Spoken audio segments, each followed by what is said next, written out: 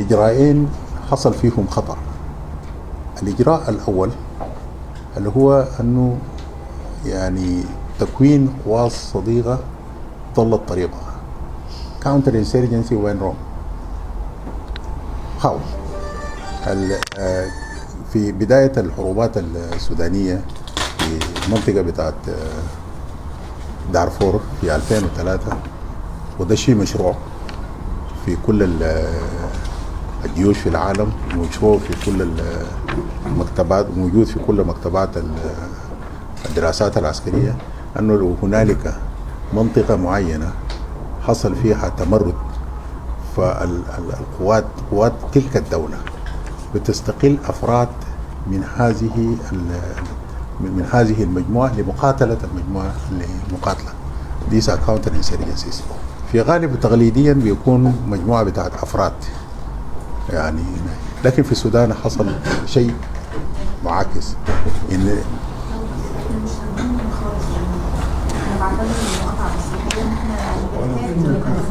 دي من السيد خالد بعد التعريف.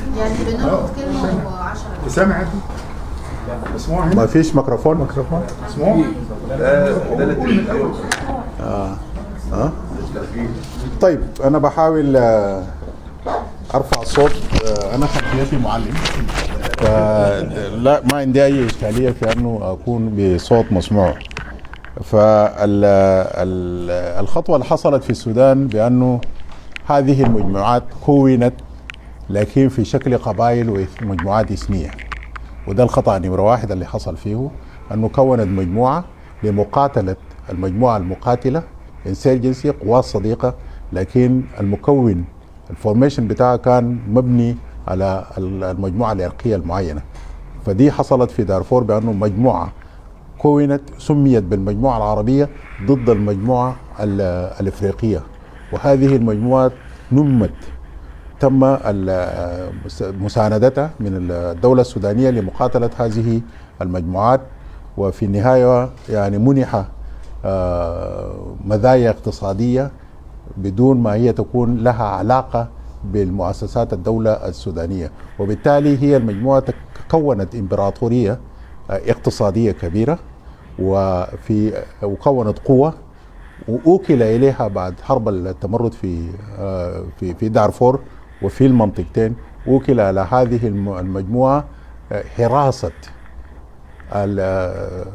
حراسة العاصمة المثلثة اللي هي الخرطوم، بالإضافة إلى المنشآت الاستراتيجية الموجودة في السودان، بالإضافة إلى حماية النظام اللي هو كان نظام عمر البشير في آنذاك، فأدوه امتيازات كثيرة، ونقل هذه القوات إلى داخل العاصمة الخرطوم، وفي نفس الوقت نقل القوات القوات الوطنية الموجودة داخل الخرطوم إلى خارج الخرطوم، وبالتالي تمكنت هذه القوة بأنها تكون موجودة في المناطق الاستراتيجية في في في في السودان، وتمكنت أنها تكون هذه الإمبراطورية الاقتصادية، وتمكنت أنها تكون عندها علاقات استراتيجية مع دول معينة بدون ذكرها، وتمكنت أنها تكون عندها أطماع سياسية في السودان. على خلفية هذا حصلت الثورة بتاعت ديسمبر 2019. هذه المجموعة صارت وساهمت في تغيير النظام، ساهمت في تغيير النظام الذي أوكل إليه حراسته، وبالتالي تم تعويضهم بأنه قائد هذه المجموعة يعتلي المركز الثاني في الدولة السودانية ويكون النائب الأول لرئيس المجلس السيادي.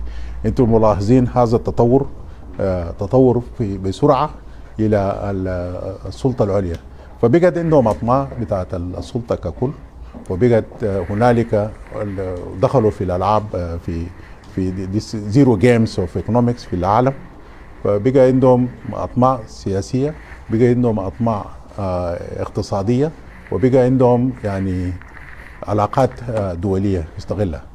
لحد هنا this is how the counter insurgency went wrong. ده لحد هنا. طيب immediately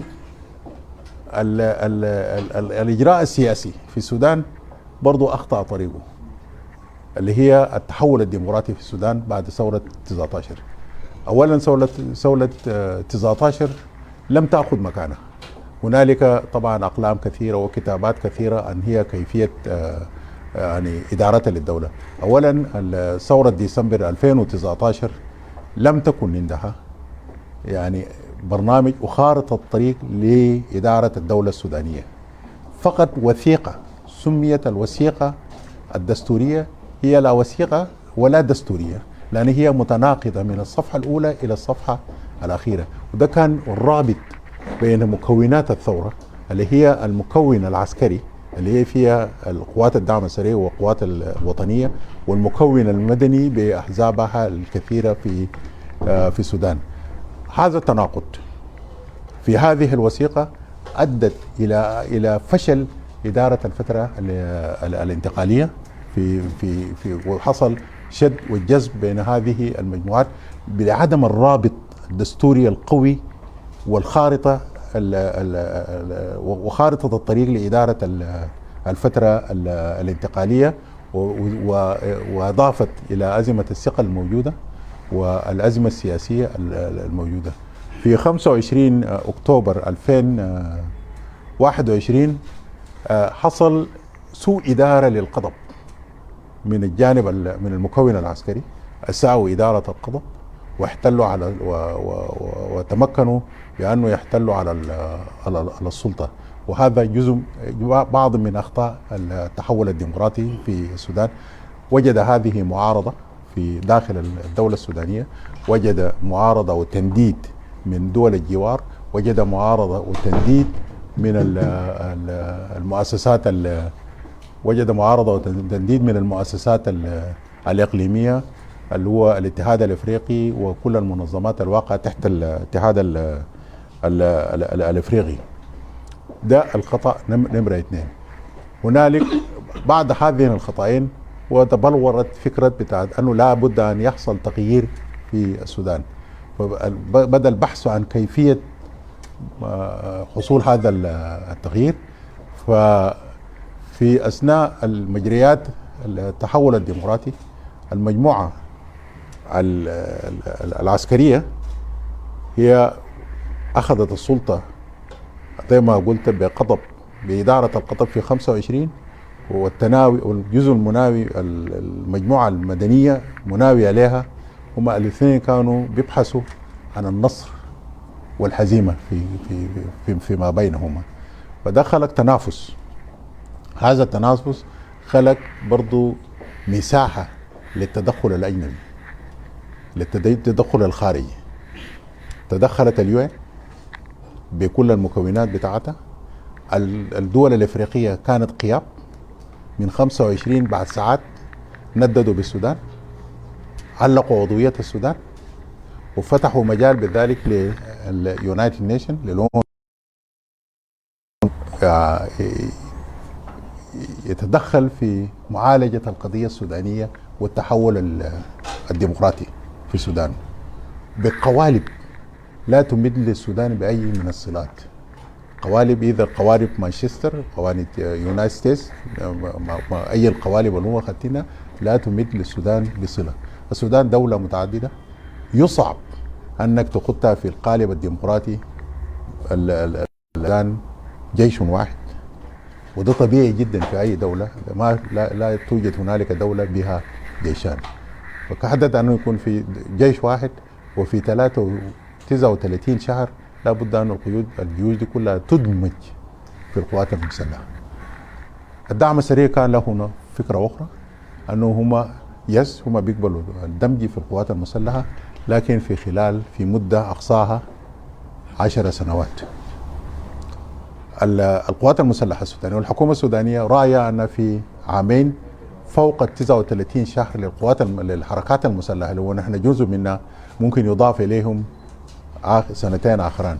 فده كان مرفوض بالنسبة لهم. كان الحد الأدنى بالنسبة لهم هي 10 سنوات.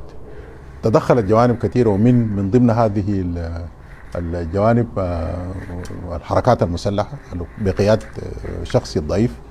فكان أنه فكرتنا أنه هنا الفكرة بتاعت الجيش 2 سنين والفكرة بتاعت الدعم السريع 10 سنوات 10 سنوات و2 سنة، ده 12 سنة ماكسيموم الاثنين، ونخط أنه يكون الدمج بتاع قوات الدعم السريع في 6 سنوات، ماخذين في الاعتبار 39 شهر اللي هو مضمونة في لب الاتفاق. هذا رفض من برضه من الدعم السريع. لا أقول أنه القوات المسلحة تقبلته، لكن هم كان رأيهم نحن بننظر في المقترح، لكن بنديكم خمس. لكن في نفس الوقت الدعم السريع رفض رفض بات أي حاجة أقل من 10 سنوات. وبالتالي بقى هنالك للعسكريين بقى هنالك ديس اوبيدينس، بقى هنالك عملية بتاعت عدم الانصياع للضوابط وللأوامر المستديمة وللضوابط العسكرية، وصارت هذه القوة تتعامل وكأنها هي قوة، يعني في السودان هي قوة لها كيانها الخاص. زيد على ذلك اللي هو العملية بتاعت التحول الديمقراطي. المجموعة المدنية هم كانوا بيحتاجوا إلى سند، فوجدوا ضالتهم في سنة قوات الدعم السريع، وسوق له أنه ممكن يعتلي على السلطة بأي من الوسائل ويجد دعم وسند من هذه المكونات، جزء من هذه المكونات المدنية، سند شعبي بالنسبة له، إذا رفع بعض هذه الشعارات. واحد والتحول الديمقراطي. طبعا من الطبيعي لو إذا أنا بتكلم عن التحول الديمقراطي معناتها بتكلم عن المحكمة العليا اللي هو سوبريم كورت اللي هو الشعب السوداني. لكن لا يمكن أن نتكلم عن التحول الديمقراطي بصناديق الذخيرة وليس صناديق الاختراع. فده جانب أنه يتبنى التحول الديمقراطي وتسليم الحكومة إلى حكومة مدنية معينة لفترة انتقالية، وبعد هذه الفترة الانتقالية ونفسه يتنحى عن السلطة. تبنى الشعار الآخر هو شعار محاربة الحركة الإسلامية. طبعا هذا الشعار وضع لكسب عاطفة مش السودانيين فقط، عاطفة دول كثيرة في الجوار لا تحب ولا تريد أن تسمع عن الحركة الإسلامية. وضع هذا الشعار كرافت كيرفولي، كرافت بطريقة يعني فيها الذكاء لاستمالة عطف الدول ولا عطف، لأنه أنا لما أتكلم عن الحركة الإسلامية في السودان نحن بنعرف أنه شنو اللي فعلتها الحركة الإسلامية في السودان والعالم ككل. فدي كلمة حق. يس نعم، سودانيين ما دايرين الحركة الإسلامية، كثير ما دايرين الحركة الإسلامية، سودانيين مسلمين، لكن بيفرقوا بين الإسلام السياسي وبين الإسلام التقليدي. والدول برضه كثيرة مسلمين بيفرقوا. هنالك دول قد لا تكون مسلمين لكن برضه مخاوفهم في هذه الناحية يعني معلوم خطورتها بالنسبة لهم. فبالتالي يعني أقيم ده كلمة حق هنا أريد به باطل، والديمقراطية برضه كلمة حق أريد بها باطل، لأنه ما ممكن تعمل تغيير ديمقراطي بالبندقية. الشعار الثالث أنه هو ما عنده مشكلة مع الجيش مع شرفاء الجيش، لكن عنده مشكلة مع الإسلاميين داخل الجيش.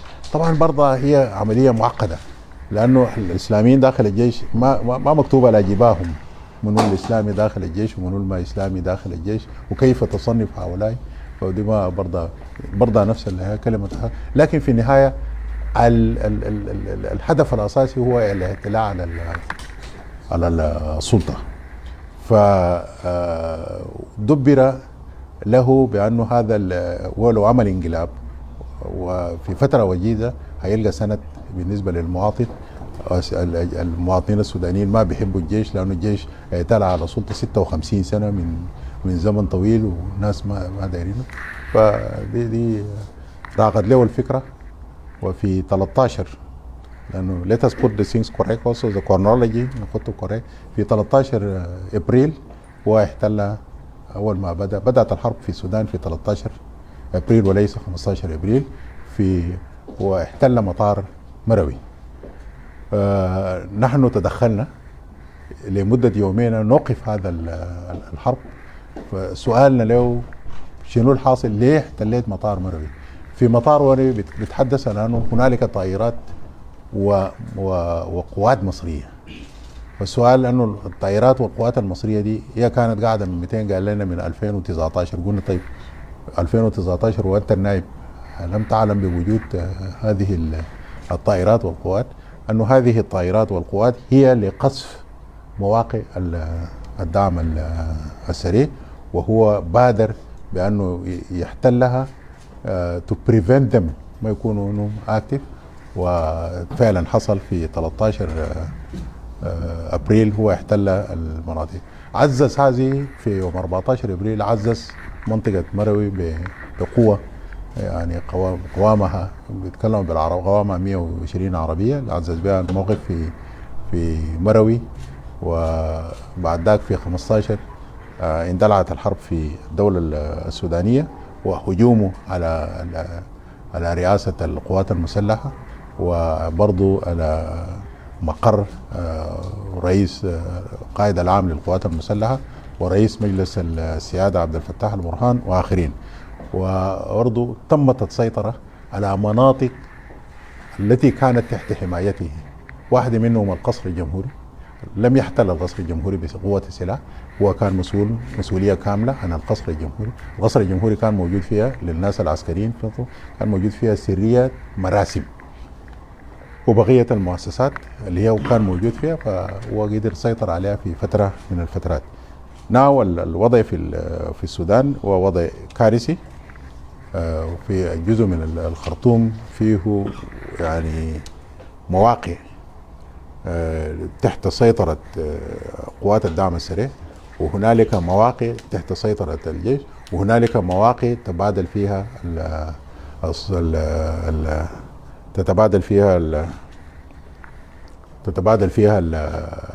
هذه القوات السيطرة عليها. هو الدعم السريع بيقاتل تكتيكيا لكسب المعارك.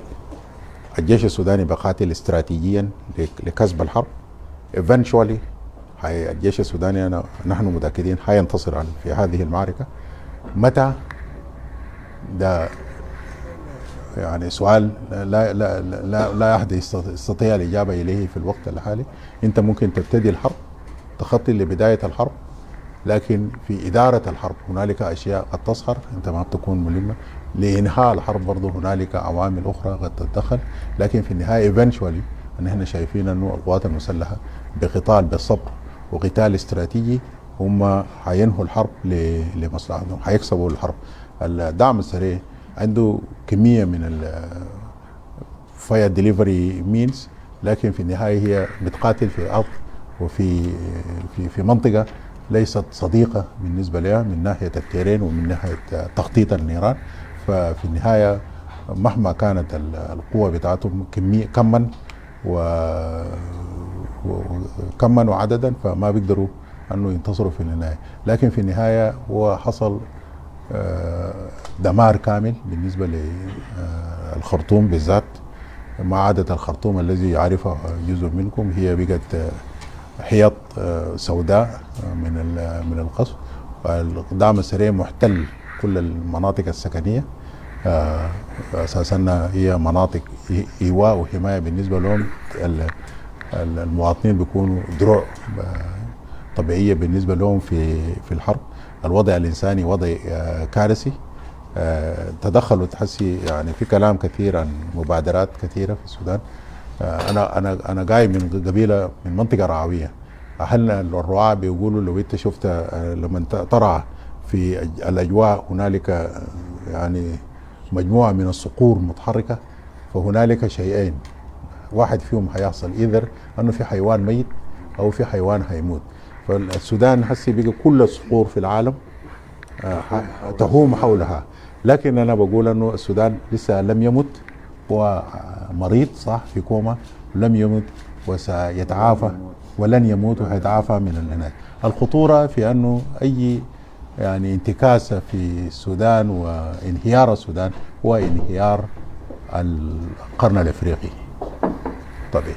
اذا انهار السودان في الصبح، جنوب السودان هينهار في المساء، اثيوبيا، كل الدول اللي هناك. الدولة المصرية دولة عندها بنيات تحتية قوية، لكن eventually يعني تتأثر تأثير كبير جدا جدا في، والمنطقة بتاعت هنا ده هيكون منطقة بتاعت ملاذ آمن للمخدرات، ملاذ آمن لتجارة البشر، ملاذ آمن للإرهاب، ملاذ آمن حتى الموانئ الموجودة على هنا دي هتكون يعني متنازع عليها القراصنة. فنحن أنا التور بتاعي على الدول الافريقيه والدول الجوار انه لابد ان لهذا الحرب انه يقيف، وهذا الحرب انه ينتهي، لكن هذا الحرب ينتهي وليس باعاده الخطأين اللي ذكرتهم، لكن ينتهي بانه يكون في النهايه السودان يكون عنده جيش واحد متمكن ويدار تحت رئيس هيئه الاركان واحد. وفي اثناء الحرب لابد انه برضه نحاول نعالج القضايا الإنسانية التي تعرض عليها الإنسان في السودان. ما فيش ما تبقى في السودان كثيرا، البنوك نهبت، كل البيوت المنازل نهبت، المواطنين قتلوا، هنالك عنف غير مبرر، عنف ضد النساء، كل هذه الجرائم. في مبادرات كثيرة هسي زي الصقور، في مبادرة الاتحاد الافريقي. مبادرة الاتحاد الافريقي السودان لم يكن طرفا فيه، لأن السودان هو سسبندد، السودان دولة يعني معلقة يعني فما موجودة. في الاتحاد الافريقي هم بدون دواء، بدون ما يسألونا نحن المرض بتاعنا شنو، فقلنا هذا غير مقبول بالنسبة لنا. في جدة برضو بدت الامريكان والسعوديين عندهم مبادرة، هذه المبادرة وقفت فأين وقفت، لا أرى أنه هيكون هنالك نجاح فيه. وفي المبادرة بتاعة الإيجاد، أنا كنت برأس جلسة الإيجاد، هنالك برضو مشاكل كثيرة وصراعات كثيرة، والهدف من كل هذه المبادرات هو احتلال السودان، فول ستوب، هو احتلال السودان. نحن السودانيين لن يقبلوا باحتلال السودان، وهم هيقاوموا أي مبادرة فيها يعني بتهدف لاستئصال السلسلة. وانا شاكر انا شاكر الاخ الدكتور خالد، ونشكر وسائل الاعلام شكرا جزيلا لحضرتك معالي السيد مالك عقال. بنشكر الساده وسائل الاعلام ونقدم لهم الشكر الجزيل للمبادره كي نستأنف الجزء الثاني من الجلسه ان شاء الله. اتفضل. حضرتك تشربي قهوه ولا شاي؟ شاي احسن. شاي افضل. شاي.